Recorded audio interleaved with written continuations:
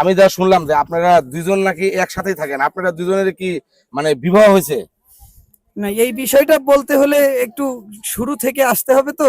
আচ্ছা বোন, আপনি রাজের সাথে যে মানে চলে আসছেন, আপনার সাথে রাজের কোনো মানে বিবাহ বন্ধন তো হয়নি, তাই না? না। আপনি এভাবেই ছিলেন ওনার সাথে?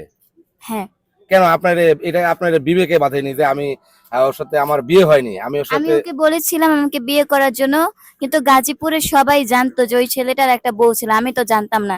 আপনি বউ ছিল জানতেন না, ঠিক আছে, কিন্তু আপনার যে আরেকটা হাজবেন্ড ছিল, মানে আল্লাহর আইনে আপনি মানে কোনোভাবেই তাকে তালাক না দিয়ে আরেকজনকে তো বিয়ে করতে পারেন না বা তার কাছে থাকতে পারেন না। তাহলে আমি যে ওখানে যদি থাকতাম তাহলে তো আমি একাধিক ছেলের ধর্ষণের শিকার হতাম, সেটা ভালো হতো? আর ওখান থেকে রাজের সাথে এসে আপনি একমাত্র রাজেরই ভোগের শিকার হয়েছেন, এই তো? হ্যাঁ, এই জন্য আমার ইয়া ছিল যে আমি যতকালে ধর্ষণের শিকার হতো আমি একজনেরই হই, আমি 12 জনেরটা আমি কেন হব?